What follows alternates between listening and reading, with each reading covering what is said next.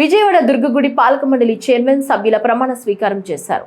రాజగోపురం ముందు 17 మంది సభ్యులతో ఈవో సేనానాయక్ ప్రమాణ స్వీకారం చేయించారు. టీడీపీ నుంచి 14 మంది, బీజేపీ నుంచి 2, జనసేన నుంచి 1 ప్రమాణ స్వీకారం చేశారు. ఈ సందర్భంగా దుర్గగుడి అభివృద్ధి కోసం అందరం కృషి చేస్తామన్నారు. సామాన్య భక్తులకు ప్రాధాన్యత ఇస్తూ ముందుకు సాగుతామని దుర్గగుడి ఈవో సేనానాయక్ అన్నారు. దుర్గా అన్న నామస్మరణ చేయంగానే మనకున్న దుఃఖములు మరియు కష్టములు పోగొటువంటి మహామానితులైన తల్లి ఇంద్రకీలాద్రి దుర్గమ్మ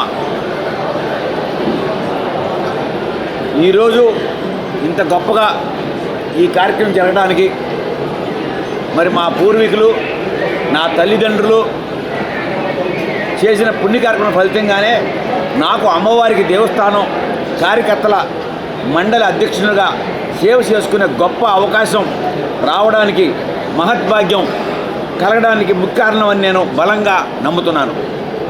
ఇందు మూలంగా నాకు ఈ అవకాశం కల్పించిన గౌరవ ముఖ్యమంత్రి వర్యులు శ్రీ నారా చంద్రబాబు నాయుడు గారికి, ఉప ముఖ్యమంత్రి వర్యులు కొండల పవన్ కళ్యాణ్ గారికి, రాష్ట్ర దేవాదాయ శాఖ మంత్రివర్యులు శ్రీ ఆనం నారాయణ రెడ్డి గారికి, ఇతర ముఖ్యమంత్రి వర్యులకు, మా శాసనసభ్యులకు, పార్లమెంట్ సభ్యులకు, రాష్ట్ర ప్రభుత్వ పెద్దలు, నాయకులు, నా శ్రేయభిలాషులు, బంధుమిత్రులు అందరికీ హృదయపూర్వక కృతజ్ఞతలు తెలుపుకుంటున్నాను మీ ద్వారా.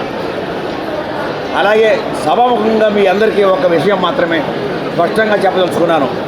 ధర్మకర్తలి మండలి అధ్యక్షుడు అంటే అది ఒక పదవిలా కాకుండా శ్రీ దుర్గామల్లేశ్వర స్వామి వారిని దర్శించుకునేందుకు వచ్చే భక్తులకు సేవ చేసుకునే ప్రథమ సేవకుడుగా నేను భావిస్తున్నాను.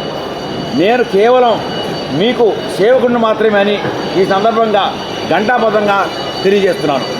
శ్రీ దుర్గామల్లేశ్వర స్వామి వార్ల సేవకుడునై నాకు ఈ ధర్మకర్తల మండలి అధ్యక్షుడు అనే పదవి ద్వారా సంక్రమించిన అధికారములను కేవలం దేవస్థానం అభివృద్ధికి మరియు దర్శనార్థమైన వచ్చి భక్తులకు మరింత మెరుగైన మౌలిక సదుపాయాలు, వసతులు, సౌకర్యములు కల్పించడమే నా ముందు ఉన్న ప్రథమ కర్తవ్యం.